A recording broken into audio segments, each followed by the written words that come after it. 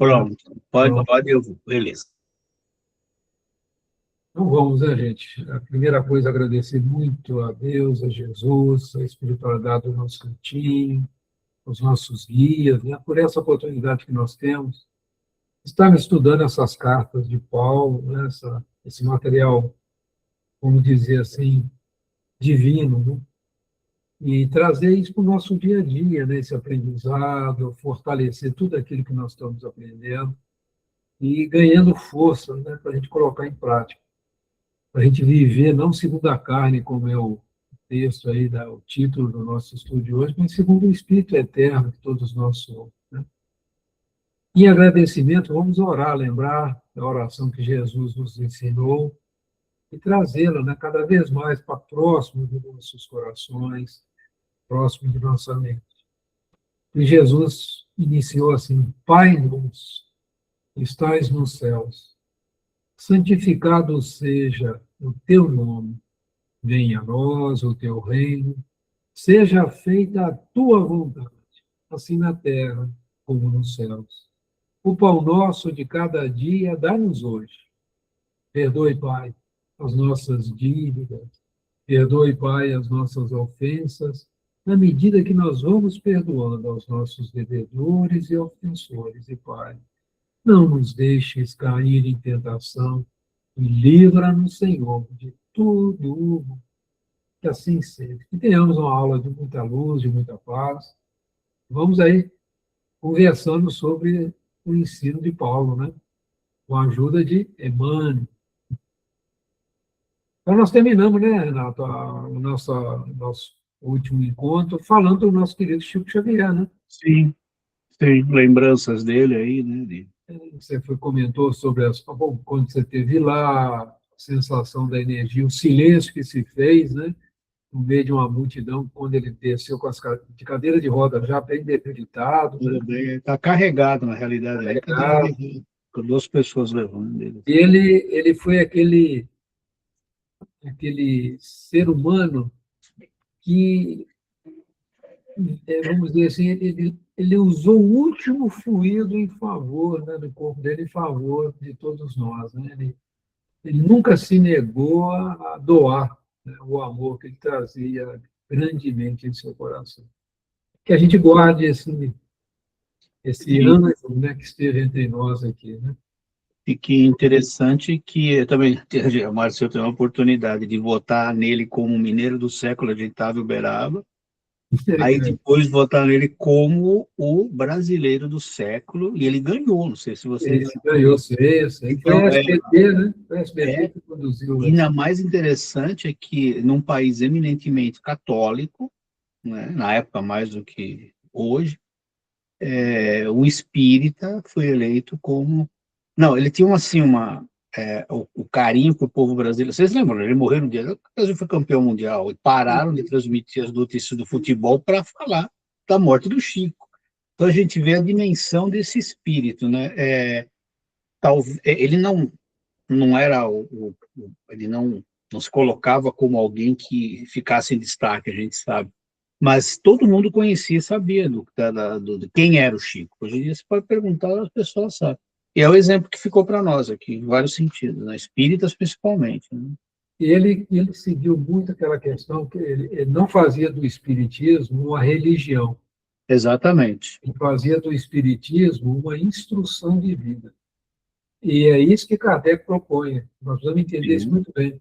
O sim. espiritismo não é uma religião no conceito humano, é uma religião Formal, no é. conceito divino. É aquilo que instrui a gente na maneira de nós agirmos, né? É muito lindo isso. Nós comentamos essa parte aqui, né? Questão de viver conforme os impulsos inferiores. Eu coloquei essa figura Sim. hiperbólica aí, né? Da nossa vida primitiva, né? A gente vencendo tudo isso, o medo, né? E lá o medo era um medo muito real, né? A gente era o Sim. tempo todo afrontado. Mas hoje a gente é muito esmagado, né, pelas noções negativas, né, que a gente vai colocando na mente, né? A mente engana muita gente. A gente fica com medo daquilo que a gente nem sabe muito bem o que é, né? Sim. E muito Sim. ligado à carne, né? Ao dia a dia. A gente realmente tem que tomar muito cuidado, né, com isso, né? A gente estava comentando sobre isso, e agora íamos entrar aqui. Sim. É, dentro do mesmo escopo, né? Para a consciência que teve a infelicidade de esposar concepções tão escuras, não passará a existência humana de comédia infeliz. Muito profundo isso, né? Com a vida de quem isso acontece normalmente, tá? Não é a gente tá aqui não cabe julgamento, não, não é isso. Mas por observação a gente percebe pessoas que realmente acabam passando a vida e olhando quando estão perto do fim e falando, mas o que eu construí aqui? Quando você só importante a parte material, vamos falar assim, né? Mas quando você só vê o material, mas você não conseguiu construir nenhum elo que seja, que não se rompa com a morte, vamos colocar assim, né, que para nós a gente sabe que isso é importante, a dificuldade deve ser muito maior. Você olhar e não ter, ou chegar no fim da vida sem ter quem esteja com você, ou, enfim, tive muitas situações acontecendo. Esses dias eu contei com um amigo, né? É Hum, lá a gente faz musculação, eu encontro com ele de vez em quando. E ele foi um dos diretores financeiros da IBM, uma pessoa que teve uma história profissional muito interessante. Hoje, naturalmente, aposentado, né? uhum, Aí, brincando com ele, ele é uma pessoa muito alegre, muito brincalhona e tal. E ele estava meio tristonho, né? Aí eu perguntei, "Ô, tá tudo bem, Oscar? Tá tudo em paz com você?" Olha, assim, sabe, tem uns amigos tudo morrendo. Os contemporâneos dele. aham, Eu nunca perguntei para ele a aham, concepção religiosa dele nem nada, mas é sempre tocado, né, dos amigos, da pessoa que ele tem. E à medida que a gente vai envelhecendo, né, sim. acontece isso, né, esse processo, né. A gente não for antes, com Eu certeza. lembro muito do meu avô. Ele passou um período, foi uma pessoa muito importante na minha vida, né, o avô paterno. E ele falou assim, olha, e os filhos dele morreram muito cedo, né? Ele durou até os 105 anos de idade. Quando eu convivi com ele, ele estava com mais de 85 anos. E os filhos morreram cedo, com 56, 57 anos, tudo problema de coração e tal. E ele falando assim, a vida muitas vezes é duro, né? Quando o pai sobrevive aos filhos, né? Então, assim, e a gente conseguir continuar olhando para o horizonte da vida, né? Buscar caminhos, buscar razão, né? Sentido para viver, né? E a gente passava a noite, às vezes, conversando, trocando ideia. Eu gostava muito de ouvir as histórias. Ela repete muitas histórias, né? E eu ouvia as histórias e sempre tinha alguma coisa nova, algum aprendizado novo nas histórias. Aí lembrando assim, quando a gente só está muito ligado à matéria e não tem essa compreensão da eternidade do espírito, nessa época eu não conhecia o espiritismo, fica difícil a gente entender esse Sim. movimento, desses adeus, né? Uhum, Será que é um adeus? Será que vou encontrar? Né? Como é que é isso? Né? Toda essa questão humana, né? sim, O homem sempre questionou isso. E vira uma comédia infeliz mesmo, né? Você vê aquela pessoa exatamente. jovial, dinâmica e tal, e daqui a pouco você vê ele passando pela Decrepitude lá e não tendo, da velhice. e não vê, e nesse ponto, uma coisa que eu coloquei muito importante, né? O Espiritismo não é uma religião. Ela faz uma ciência que faz você pensar e o seu pensamento te liga ao alto. É bem isso. Então, é uma coisa consciente, né, que leva a isso. Como espíritas, obviamente, a gente enxerga a morte de uma outra forma. Mas isso não quer dizer que a gente não vai ficar triste se alguém que a gente ama Não, é morre. lógico. Nada a ver. Né? A Ser humano, diferença está de você não se revoltar, ou enfim, né? a consolação, né? Exato, ela é consoladora, exatamente, ela consola. Né? Isso é importante a gente sempre ter em mente, né? Porque algumas pessoas até falam, né, quando você sente a morte de alguém, assim, um equilíbrio, mas você é espírita, mas que tem que ver uma coisa com outra? A saudade vai ficar, você vai sentir a falta, obviamente, Mas... E esse é um conceito muito importante. A gente precisa fazer o luto. Luta é fundamental, cara. A pessoa que não faz adoece. Né? Então, o espiritismo não é que você não vá sentir, que é natural sentir saudade. Claro. Você vai compreender o que aconteceu, que é um fato normal da vida, enfim. Você sabe que a vida continua e tudo, mas quando você vai ter a oportunidade de estar de novo com, né? A gente não sabe, cada um tem seu planejamento, a sua necessidade, a sua linha de aprendizado e evolução, né? Então, isso é algo para a gente realmente meditar com muito carinho. Cuidados paliativos, a gente trabalha muito com essa parte do luto, e cada um tem o seu tempo, não adianta você... cada um tem mesmo. E enquanto não acaba, cara, a pessoa muitas vezes não consegue reagir dentro voltar para a normalidade. E uma das coisas do cuidado dos cuidados paliativos é você acompanhar aqueles que perderam até eles chegarem ao equilíbrio. A Márcia, quando ela trabalhava com a gente lá na ONU, ela acompanhava os pacientes até desencarnava e depois acompanhava a família. E a importância disso, de você dar o suporte para quem fica. Enfim, bom, muito bem. Até o próximo. No sofrimento, identifica uma casa adequada ao desespero. É a mesma coisa que a gente estava falando, porque se você não tenha uma visão que te console do futuro, qualquer coisa que aconteça vai ser desespero. Né? É importante. No trabalho destinado à purificação espiritual, sente o clima da revolta. Aqui também está falando, mas não é só da... isso aqui, para mim, pelo menos, quando chega a necessidade dessa, vamos chamar de purificação espiritual, como o Emmanuel coloca, é a hora que você tem que mudar por dentro. Quando você tem que virar a chavinha e entender que a imortalidade é real, que a sua vida vai continuar, mas para isso você precisa mudar também a sua forma de encarar esse momento. Talvez a revolta seja nesse sentido, inclusive, né? Que quando o cara fala, eu tenho que mudar, mas eu não quero mudar. Não me interessa mudar. Só que a vida vai forçando a gente a tomar atitudes. Aí vem a revolta. Né? Aí acaba não trabalhando nesse sentido. Eu tenho um palestrante espírita que eu gosto muito, é o Ricardo Bardil. E ele fala o seguinte, ele usa muito aquela frase do André Luiz, em Ação e Reação, que ele diz assim, o mal é a vocação equivocada do bem só para a gente mesmo. Eu parafraseando, a frase é um pouco diferente.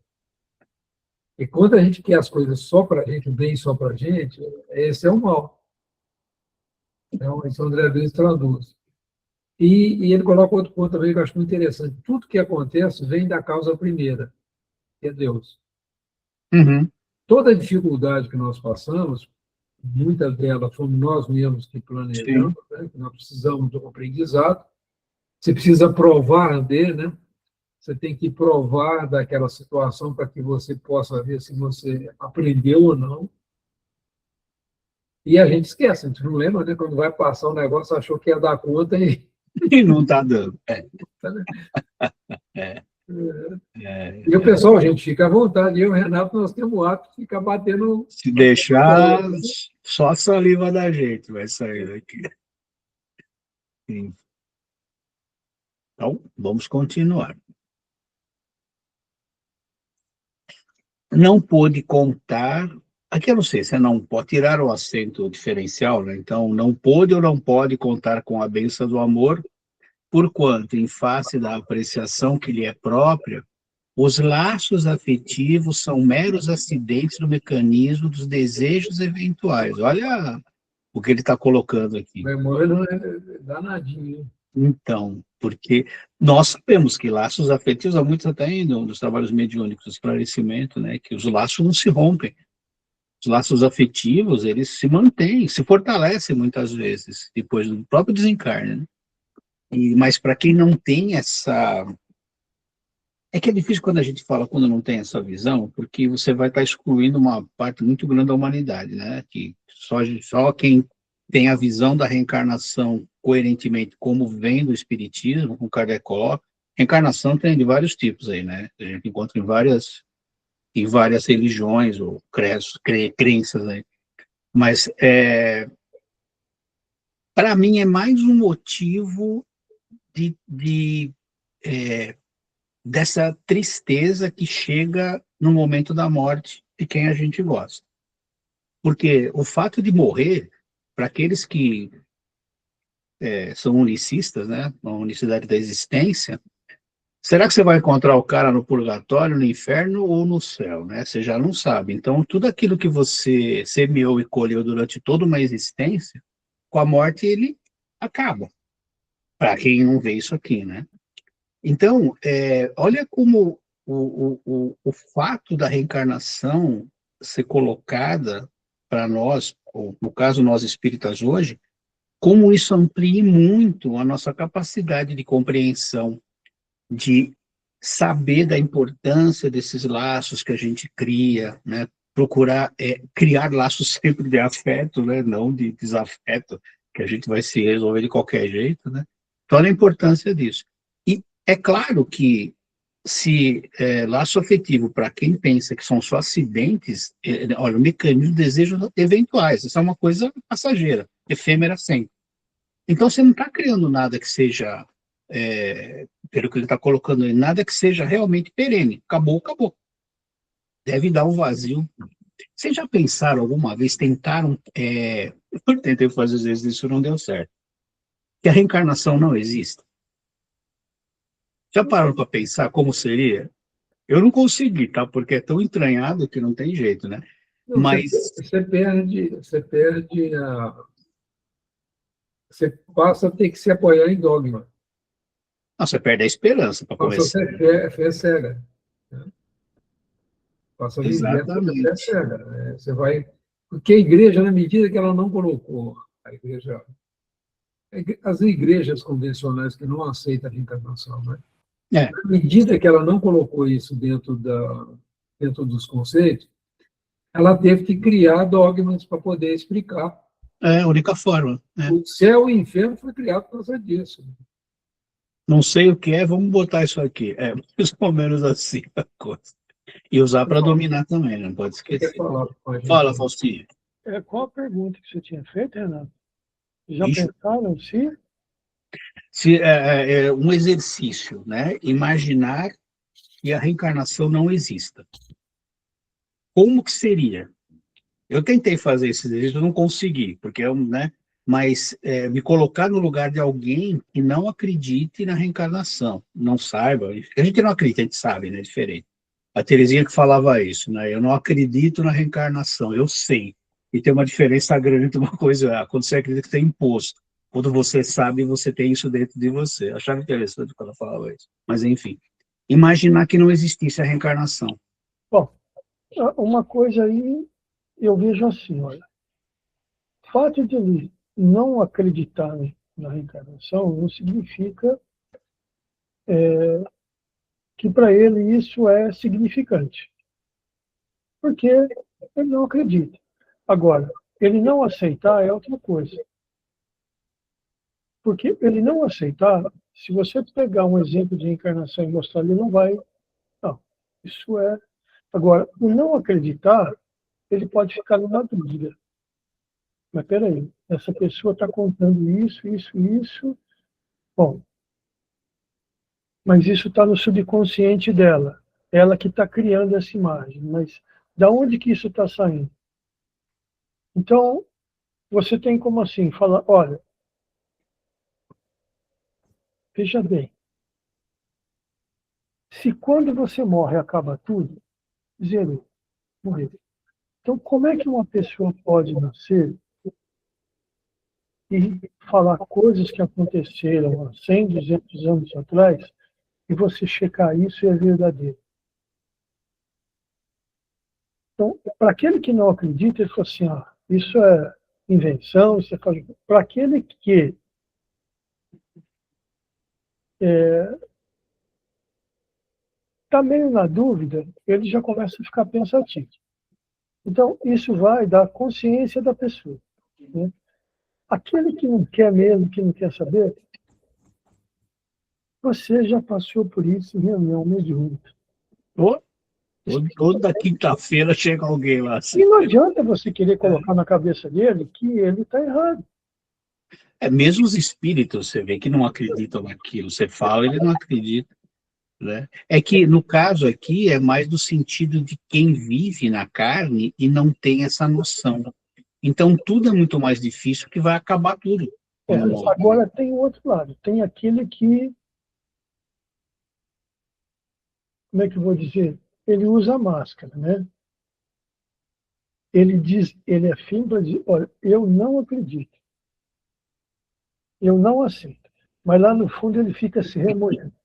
E agora, hein? Que será que... Esse é parecido com o texto que veio aqui na página anterior. Né? Quando ele fala, para a consciência que teve a infelicidade de esposar concepções tão escuras, ele vai viver em amargura.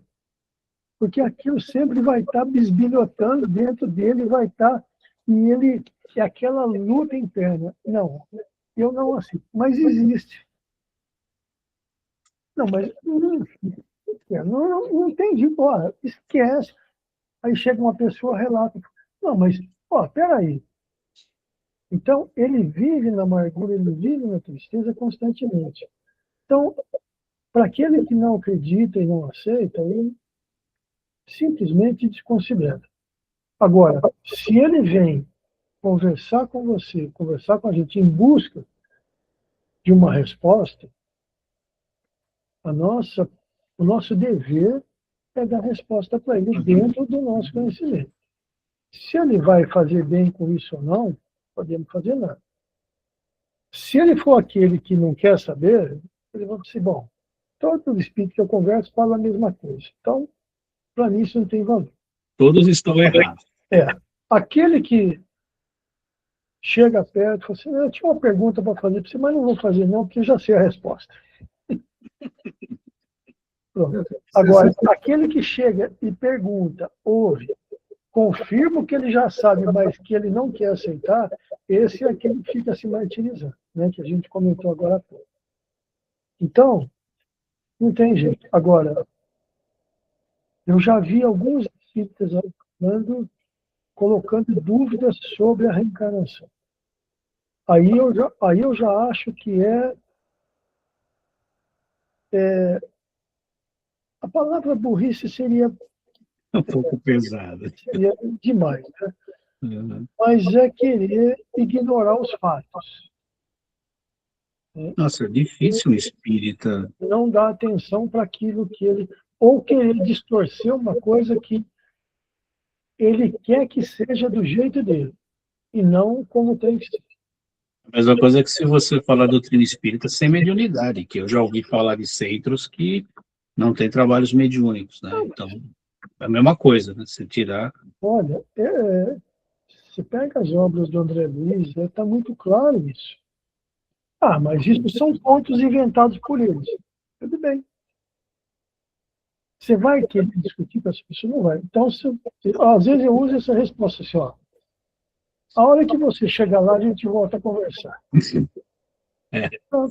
Vai falar o quê, né? Você sabe, que a crença não se impõe, né? Sim. Por exemplo, eu fui no Espiritismo, eu já tinha muitas perguntas. Eu falei assim, porque Kardec Kardec foi muito cuidadoso, ele começou com a definição de Deus. Ele foi trabalhando a característica de Deus, falou, bom, aqui é a base que eu vou me apoiar para trabalhar a questão da doutrina. Então, ali está a base. Então, eu vi assim, uma criança nasce perfeita, saudável, numa família estruturada, outro nasce lá, fala assim, onde que está a justiça de Deus? Exatamente. Eu não estou entendendo. Né? Não estou entendendo nada. Porque aquele fulano tem tudo, tem recurso, estuda na melhor escola, aquele infeliz lá, nem escola pode ir. Tem que começar a trabalhar, está pedindo esmola para ajudar a sustentar a família. Onde está o amor de Deus, infinito amor? Onde está a misericórdia? Então, aí você começa a ter essas questões. Aí você vai na doutrina e você só consegue começar a trabalhar isso de uma maneira lógica, racional, quando você coloca o fator reencarnacional, né, reencarnacionista, e a questão que você cria situações, cada espírito está vivendo um processo de aprendizado. Aí você começa a compreender por que um tem que passar por determinada prova, experimentar determinadas situações, e o outro está experimentando outras estruturas. Aí você vai aprofundando, vai estudar o livro Céu e Inferno, estuda sobre mediunidade, vem as obras do Chico. Mas você nunca pode perder de perspectiva que a base de tudo é a conceituação de Deus que Kardec trouxe para nós. Se algum desses quesitos que é trabalhado lá sai fora, aquilo ali vamos dizer assim, é um erro. Né? Então, por exemplo, pode existir um inferno? Vamos ver se na lógica espírita faz sentido existir um local onde você vai ficar com a pena eterna. Faz sentido. Aí você vai trabalhando isso, assim, se Deus é todo misericordioso, como que ele pode condenar uma pessoa a estar eternamente? E a mãe que está do outro lado, vendo o filho lá, como é que é isso? Como é que ela vai lidar com isso? Ela vai sofrer mais do que o filho. Está no inferno. Ela está lá no paraíso e não pode fazer nada para ajudar o filho que está no inferno. Aí você começa a trabalhar questões, e isso tem que ser um trabalho interno, que a pessoa tem que chegar à conclusão que existe a reencarnação. Não tem outra maneira de entender a bondade, a inteligência suprema, sem essa questão. Mas não adianta a gente querer impor. A pessoa que vai ter que desenvolver o raciocínio. Né? Entender. Agora, por isso que é importante estudar, por exemplo, o Livro dos Espíritos, todo esse conceito de Deus, ele é muito importante, ele é o checklist, para você não cair nas armadilhas, nas falácias. Né? Porque quando houve a adulteração, por exemplo, do céu e inferno e da Gênesis, duas adulterações pesadas, eles começam a negar essas questões. Aí você identifica claramente, fala, isso aqui não tem sentido, tem um erro aqui. E a hora que você pega o original, você vê um erro clarinho. Mas é muito interessante. E isso, muitas vezes, você está falando, tem centro espírita que não tem reunião mediúnica. Eu conheço um. Conheço um que é aqui em Campinas. Eles não fazem reunião. Tem centro espírita que não aceita a manifestação de preto velho. Tudo bem. Agora, a doutrina espírita foi montada como? Como que foi feita a codificação? Com base em quê? Comunicação dos espíritos. Como que eu posso negar isso? Se a doutrina toda é fundada em cima da comunicação com os espíritos. O Kardec tinha contato com 1.000 centros espíritas. Ele mandava as perguntas para esses 1.000 centros espíritas, ele catalogava, ele estudava, ele cruzava essas informações. Como que eu vou não ter reunião mediúnica? No céu e inferno tem relatos de espíritos felizes, espíritos suicidas, espíritos daquele. Espera lá, isso é obra básica. Onde eu morei em Sorocaba, né? Esse é o pepino, entendeu? Se a pessoa não estuda, o que está acontecendo muito no movimento espírita? Eles estão trazendo muito das religiões que a gente viveu para dentro da doutrina. Aí dá um nó na cabeça de todo mundo, eles ficam perdidos ali. Sim. Fica sem base. Quando eu morei em Sorocaba, eu fiquei 1 ano e meio, quase 2 anos lá. E aí, perguntei para a Leda se algum centro fosse da federação lá, para a gente poder. E aí ele indicou, nós fomos procurar, e aí fomos lá conversar com ele, fizemos entrevista, e, bom, veio na nossa reunião. Chegamos na reunião mediúnica no dia, nos preparamos, como a gente estava acostumado aqui no cantinho. Aí chegamos a moça e disse, olha, vocês são novos aqui e tal, então já vou... como é que ela falou? Vou orientar vocês. Tá. Bom, aqui nós não recebemos espíritos doentes, necessitados, pretos velhos, índios, qualquer tipo de espírito. Nós só recebemos espíritos que vão trazer mensagens edificantes. Eu parei, né, silenciei a mente e tá bem. Aí participamos das reuniões teve vários médios que falaram, muito bonito, muita coisa boa.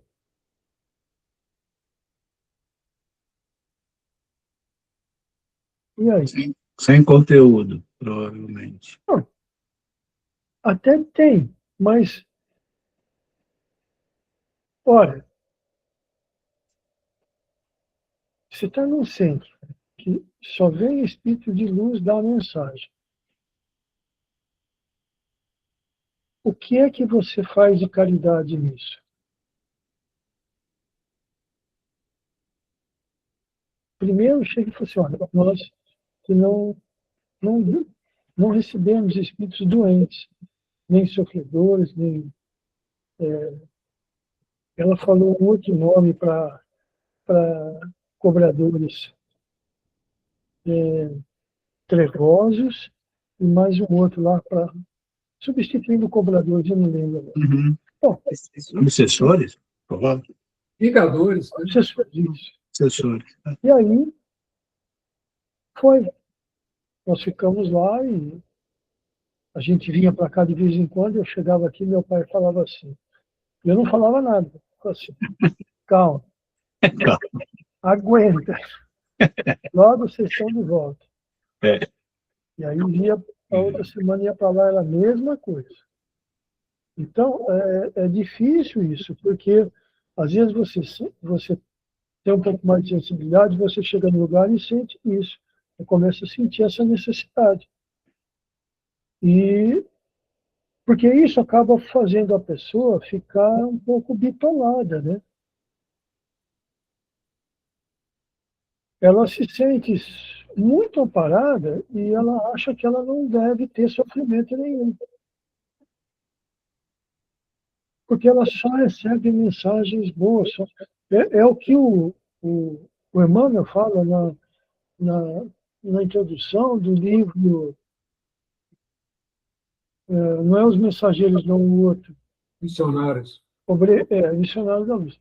Ele falou assim, enquanto um espírito dizer para você que você está amparado, que você está protegido, que a sua família é protegida, que você não vai ter nada, você está no mundo de luzes. Quando ele diz para você do trabalho que você tem que fazer, das obras que você tem que realizar, para você se melhorar, isso tudo vai por água abaixo. Porque aí exige o esforço seu. Aí ele fala, e quando a dor chega, quando a doença chega na sua casa, você questiona, aonde estão os espíritos que vêm me ajudar? Por que eu estou passando por isso? Por que eu estou sofrendo isso? Então, é como a palestra outro dia que eu ouvi do Haroldo. Quando o Haroldo vem, quem você vai ser? Aquele espírita, aquele cristão que entende, que compreende, que agradece a Deus e pede força para passar por aquela privação, por passar por aquela doença, por passar por aquela dificuldade, ou você vai ter que assim, justo eu, hein? Por que você fez isso comigo? Trabalho há 50 anos no centro. Pô, dá uma forcinha para mim. Tá, não aguento mais de dor. E aí? Tudo passa pela compreensão, na realidade. Né? E aí que cai em muitas coisas, né? Você é espírita pela doutrina e pelo que você aprende ou pelas suas conveniências? Sim. É o que a gente chamava lá de espiritismo à moda da casa. Não, mas Mas eu estava voltando aqui à questão da família, né? Essa questão da bênção do amor, né? Eu quando jovem, morei em Timóteo, não vivi num bairro bastante pessoas bem simples, né? E de famílias grandes, de operários da usina lá, da siderúrgica. E é muito interessante assim como eles se ajudavam. A família, né? Ela, tinha alguém com problema, tinha alguém com dificuldade, e eles se uniam para um ajudar o outro. Essa é a bênção do amor. E, às vezes, família com recurso, com condição, eles têm um conflito imenso por causa de bobagem, né? Que um que é um determinado... Vamos trazer para os tempos atuais um tênis da moda, um computador não sei o quê, um iPad e tal, e eles lá vivendo necessidade básica mesmo, de uma roupa, né? O mais novo recebe a roupa do que está mais velhinho, né? Que está crescendo, e eles trocavam isso. E o mais novo é que sempre estava com roupa usada, né? É verdade. É. Um herdava do outro, porque a família é grande. Então, eu vivi um pouco isso, apesar do meu pai tinha mais recurso, tudo, né? Mas e isso foi muito bom para minha pessoa, assim, perceber a importância do amor em família, né? E outra coisa que é muito interessante, por exemplo, isso aqui eu vivo aí, né? Eu estou fora, estou vivendo aqui praticamente longe da minha família. Mas eu encontrei o apoio dos amigos da doutrina quando eu passo a necessidade de ter um suporte. E não faltou. Isso traz uma paz para a gente, que a família da gente é aqueles que estão Nossa à nossa voz, volta, claro, né? claro. Aí eu vivi isso, né? Eu senti o apoio, o carinho e tudo. Isso trouxe paz para mim, para a Cláudia, para o meu filho, porque você fica sozinho, as coisas ficam muito maiores, né? A dificuldade é muito Sim, maior. Quando você tem um amigo para fazer uma oração para você, para ter uma palavra amiga, tudo isso faz uma diferença muito grande. E isso é muito importante, porque quem encara essas coisas, por exemplo, casa por interesse, se relaciona, né, por interesses, segundo a carne, interesses materiais, fica uma vida sem afeto, né? Uma vida vazia, difícil. Qualquer coisinha, como diz, quando falta o pão, o amor pula na janela, a pessoa tem esses problemas. exatamente. O pau É, quebra quando há dificuldade financeira. Quando a família se ama, não. É aí que ela se une, né? Quando tem um doente, com dificuldade financeira. Então, são perspectivas completamente diferentes, né? E isso não se conquista do dia para a noite. Isso é um sim. trabalho de amor, mesmo de dedicação, né? Então, essa é algo para a gente pensar mesmo, que viver segundo a carne tem um preço muito alto, né? E não precisa ser espírita para agir dessa forma, a gente não pode esquecer isso. Não, não tinha lá, ninguém lá era espiritismo, nem Mas sabia que era isso. você agindo como um cristão, é isso que se pede, né? Que se haja como um cristão, como que Jesus procurava fazer, dentro da nossa As comunidades capacidade. indígenas, as Olha, comunidades indígenas têm esse conceito na alma, né? Esse conceito é o normal da tribo. Eu vi Não é isso que nós estamos conversando. um estudo sobre. Só um negócio, assim, só canto que eu esqueço aqui. Uma coisa muito interessante sobre uma. Eles falavam assim, os índios, que tinha a aldeia da terra e a aldeia do céu. Não era céu que eles falavam, não leu a palavra. Quem estava na aldeia do céu estava torcendo para quem estava na aldeia da terra. Aí, quando Isso. saía da aldeia da terra, ia para a aldeia do céu, e o da aldeia do céu vinha para a terra. E ficava assim, pô, se isso não for reencarnação, eu não sei o que é. Esse Eles conceito não. mesmo é muito... Você vê que interessante o conceito da troca entre os planos, né? Interessante, né? Então, isso foi um estudo com povos indígenas, eles tinham esse conceito. Espero que ainda tenham hoje, não sei. Mas eles tinham. Ó, sim, eu te interrompi lá, desculpa. eu estava lembrando agora, a minha mãe foi, nessa frase que está aí no slide, ela foi exatamente ao contrário disso. Minha mãe sempre foi muito afetiva. Ela sempre trouxe a gente a razão da oração. todas as dificuldades que a gente passou, a sustentação que a gente teve foi através da oração. E assim, fomos felizes o tempo todo? Não, mas aprendemos a compreender dificuldades. Porque a pessoa que vive no que ele está reportando aqui, né, não podendo contar com a bênção do amor, por conta fácil da apreciação e a prova. Os laços afetivos são meros acidentes do mecanismo entre os desejos eventuais. Eu vejo assim, aquela alegria passageira, né? Você compra um carro novo, você fica alegre, uma semana depois, aquilo já virou rotina. Já não tem mais aquele... Aí você compra um tênis novo, que ele tem Bluetooth conectado no seu relógio, que vai dizer para você o peso que você está pisando quando você está caminhando, o peso seu quando você está correndo. Passa uma semana, aquilo já não tem mais valor nenhum.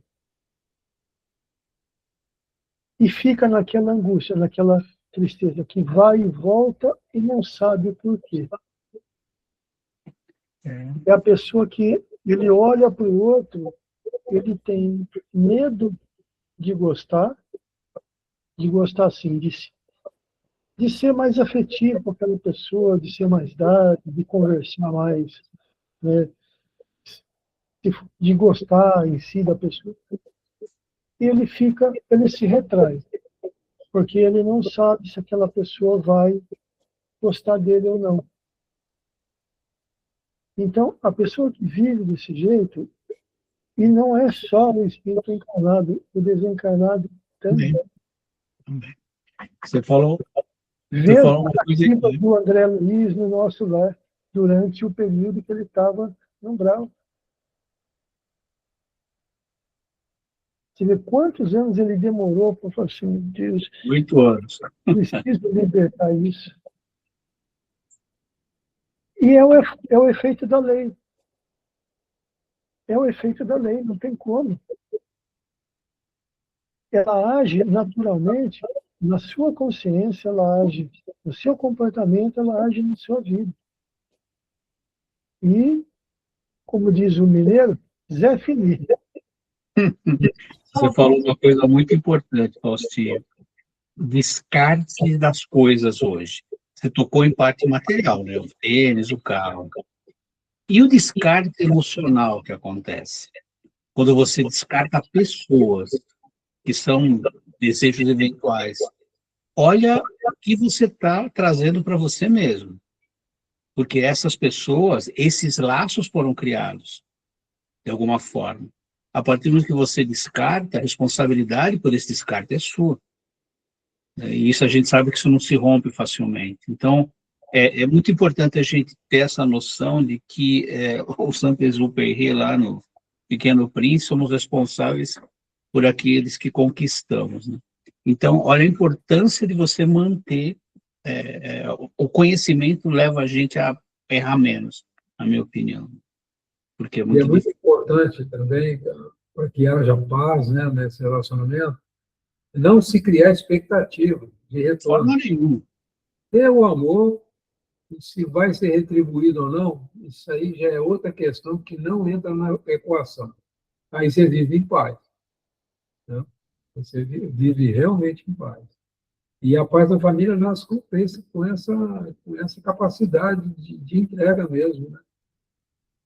Eu acho muito interessante esse amigo lá, o Ricardo Ardil, né? Eu chamo ele de amigo, eu assisto as palestras, eu vou de ele, falo assim, você vai lá, chegou a família, ninguém lavou a vasilha, Fernando, você vai lá, lava, mas lava em nome de Deus. Não briga com ninguém. Ela faz a sua parte e não reclama. Né? Faz em nome de Deus, senão não faz. Deixa lá. Deixa lá, exatamente. Gente. E paz é uma coisa que está em falta hoje em dia. Mas chegaremos lá. Vamos lá. Continuando aqui, a dor, benfeitora e conservadora do mundo, é-lhe intolerável, a disciplina constitui-lhe angustioso cárcere, e o serviço aos semelhantes representa pesada humilhação. Está bem dentro do que nós acabamos de falar, né? São situações que nos levam a, eu diria, agir no bem, tá? A agir no bem, né? Acho que, resumindo.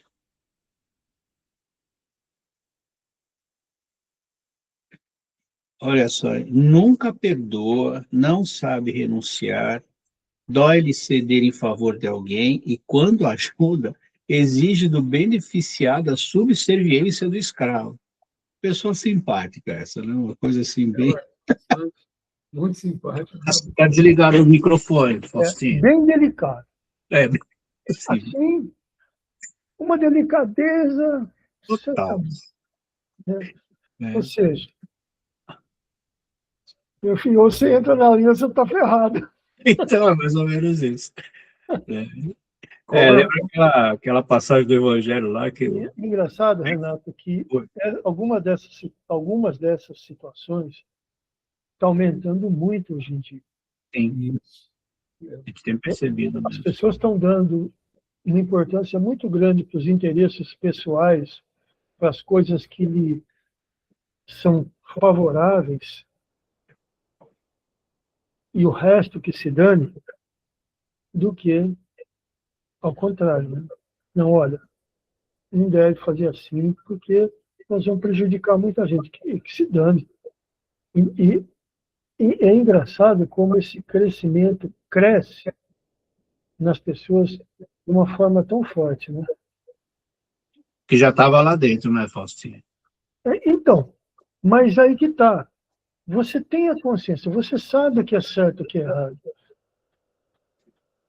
Então, se você já tem esse ímpeto, e provavelmente muitas dessas pessoas já passaram por isso, já sofreram isso. E aí vem, bom, eu sofri, agora chegou a minha vez. Esse é o pensamento. Exato. E aí é que é triste, né? Porque é que nem aquela história daquele advogado que, quando chegou lá em Uberlândia, o escritório dele estava... Foi levado tudo, entrou ali, chegou para o Chico triste. O que foi, meu filho? Falou, então, Chico, entraram no meu escritório, quebraram, levaram tudo as máquinas, fizeram uma baderna danada. Chico bateu nas costas dele e falou assim, pois é, filho, como é bom devolver, né? Então, é assim, são coisas simples, né? Mas, se o Chico não fala isso para ele, como é que estaria a cabeça dele? Sim. Acontece isso com você. Como é que você fica? Pô, mas esses caras podiam ter vindo aqui, podia ter feito isso, mas podia ter sido um pouquinho mais amenizado. Não podia ser. Então, eu já tive muito de conformismos lá atrás. Hoje, já sou muito mais ponderado com relação a isso. Mas todos nós. Ponderado bem próximo, assim, um pouquinho mais de 90%. E tem algumas coisas ainda que me instigam, que é difícil, né? E às vezes eu lembro do meu pai. Né? Meu pai, nesse ponto também, e eu falava para ele assim, pai, mas não é assim. E hoje eu vi, e às vezes eu falo para ele, não é assim, não era isso que você falava do seu pai? Então. Ele viu as coisas erradas e falou assim, pode deixar, certo isso. E dá 15 dias na presidência para você ver. Acaba tudo. Pronto. Então, e é engraçado como isso vem, né? E é uma luta que a gente tem que fazer para não deixar isso crescer mais ainda, né? E quanto mais você vê internet, mais isso aparece para você. E essa inteligência artificial, então, é uma desgraça, porque ela fica assim de olho naquilo que você está fazendo, assim, ó. Ah, ele gosta disso. Aí ele manda aquela enxurrada de coisa para você. Aí você fala, não me interessa, não me interessa. Mas se você, uma dessas, você falar, ficar ali 15 segundos olhando, já virou interesse. E aí, né, aquilo vem assim. Eu vou dar um exemplo de uma dificuldade que eu tenho. Aqui tem onde eu passo, aqui na sala da Roda, tem um local que as pessoas vão para a esquerda para ir ali em direção ao centro médico, e outras seguem direto para ir para o centro Barão Geraldo. Estou ali. Aí eu pego a fila da direita, eu estou indo para o centro Barão Geraldo. Né? E vai menos jeito para o centro médico. Aí o que o cara faz? Ele devia pegar a fila, todo mundo direitinho ali, um atrás do outro e tal, tem um vazio aqui, mas que ali o pessoal vai virar à esquerda. Ele enfia o carro e depois ele quer entrar de qualquer jeito na sua frente. Isso me irrita, né? Eu fico para morrer, vai folgado e tal. Agora eu estou treinando a mente, que a gente tem que aprender também a aceitar, né, essas coisas, e não ficar nervoso com esse negócio. Mas é coisa assim. É o trânsito do divisor de águas aí, tá vendo, Antônio? Porque às vezes a gente tem que aprender a ceder também, né? E o que eu faço? Eu vou com o carro, não deixo ele entrar de jeito nenhum, né? Eu vou fechando atrás do outro assim. Agora eu estou melhorando, já vi que eu estou errado. Deixando uns 10 centímetros para ele assim, né? Para ele conseguir. O Haroldo estava contando que uma das audiências dele, o réu chegou para ele e falou assim: doutor, sou médico formado, sou casado, eu tenho 3 filhos criados, os 3 filhos formados. Eu tomei uma fechada no trânsito, saí do carro, peguei o revólver, dei 3 tiros no cara.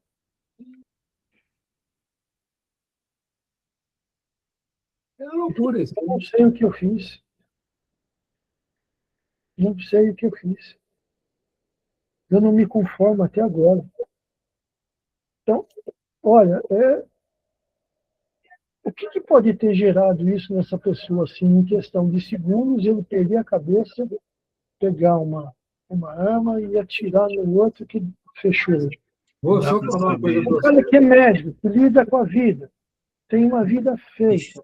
Sabe o que é o problema, Faustinho? Nós já vivemos outras vidas, já usamos a danada da espada. Mas, Muitos de nós já carregamos fuzil, metralhadora, já tivemos em guerra. Antônio, Essa personalidade, quando surge uma situação de conflito, ela assume, às vezes, por vigilância nossa, e aí que é o perigo de você ficar brigando no trânsito. A Cláudia Cândido falar comigo, fica criando em casa, aí, você toma um tiro aí, problema é seu, hein? Você está provocando, né? Essa dificuldade de lidar com isso, porque o homem velho, aquele ato, né, do guerreiro, ele vem. Quantos de nós já conviveu isso? Aí que entra a vigilância, porque 1 minuto de invigilância nossa pode acontecer o que aconteceu com esse médico. Todos nós estamos sujeitos a passar por isso. Isso você tocou num assunto delicadíssimo. Viu, aí tem uma história do meu pai, quando ele morava em Casablanca, ele não era espírita. Ele gostava de ir lá na missa da igreja do Desterro. A igreja do Desterro é uma igreja de irmãos franciscanos. E lá tinha um franciscano chamado Irmão Roberto. E um dia ele chegando lá, ele parou o carro, desceu, o Irmão Roberto veio e falou assim: meu filho, você vai chegar na sua casa, você vai abrir a segunda gaveta da cômoda do seu quarto, vai pegar aquele objeto que você tem lá dentro e vai dar sumiço, para você não fazer uma besteira. Nossa.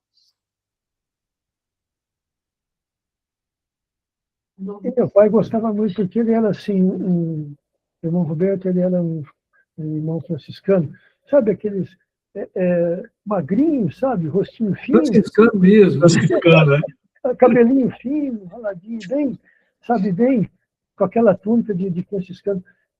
Mas ele era uma pessoa que tinha um coração humano. E aí, meu pai chegou em casa e falou assim: Luísa, isso, ele e minha mãe depois contando para a gente, Luísa, o irmão Roberto pediu para mim pegar, assim, para você pegar aquela garrucha que você ganhou do seu avô, do seu pai, e dar sumiço nela. Mas por que, Luísa?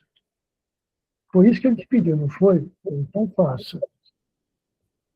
Quem falou para ela, eu não sei. Mas ela... Então, é engraçado como às vezes a gente é avisado, né? A gente é alertado. Eu passei por uma experiência também desse tipo. Eu saí, foi lá em 82, eu falei: pai, eu vou no Emúrio. Não, peraí que você vai comigo. Não, pai, você vai demorar, você vai ficar enrolando lá e eu preciso ir e voltar rápido. Espera que você vai comigo. Não vai lá. Você vai de moto para quê? Espera aí. Tá bom. Falei, não vou esperar você, não vou embora. Peguei, botei um tênis, estava de bermuda, botei uma camiseta, pus o capacete, montei na moto e fui embora. Fui lá na mula, comprei o que eu precisava e vim embora. Aí eu saí, peguei a Dom Pedro, vai na casa da Beth. Uma boa coisa, eu vou na casa da Beth. Aí chegou ali na fábrica de biscoito, ali, em vez de entrar para Campinas, eu passei reto. Chegou em cima da ponte, eu estava fazendo o retorno. Vai na casa da Beth. Vou entrar aqui, passei reto. Vai na casa da Beth. Eu fui. Naquela época, você fazia o retorno ali no Barão Geraldo, no Dalbem, e já entrava, não tinha entrada para Campinas, só tinha entrada para Paulínia. Fiz o retorno, entrei, vai na casa da Beth. Eu entro para Paulínia. Na hora que eu entrei para Paulínia, eu olhei no chão, tinha uma roda, uma poça de óleo. Tirei a da frente, de trás pegou. Eu escorreguei, saí ralando, toda essa parte aqui, ó, ralou o cotovelo, ralou a perna, carne viva, a moto saiu escorregando, saiu lá no canteiro, eu escorreguei do lado dela. Aí eu virei para mim e falei assim, só besta, por que você não foi na casa da Beth? Você vê, eu tive 4 avisos. E do meu pai antes. O duro é ouvir do pai, não te falei. Então, é bem isso. Minha Cláudia tem razão, a gente tem que ficar perto, porque se a gente tem algum merecimento, eles ajudam a gente. Mas se não tem, é o que aconteceu com esse médico, talvez ele até tivesse, mas ele pode não ter dado ouvido como eu não dei. Naquele ato de achar que foi ofendido, magoado e tal. Bom, passou do horário. Vamos lá. Você fecha aí, o Renato? Pode deixar. Aí Então, eu passo gente, a transição. mais uma vez, profundamente gratos pela oportunidade desse encontro que nos traz tantas elucidações, onde temas que são sensíveis e importantes são levados e podemos nos colocar, o que é importante também. Agradecendo a presença dos nossos guias e mentores, sempre tão próximos de nós, a equipe espiritual do Cantinho, que é a verdadeira responsável pela tarefa da noite, aos outros irmãos fora da carne que também acompanharam aqui conosco esse estudo.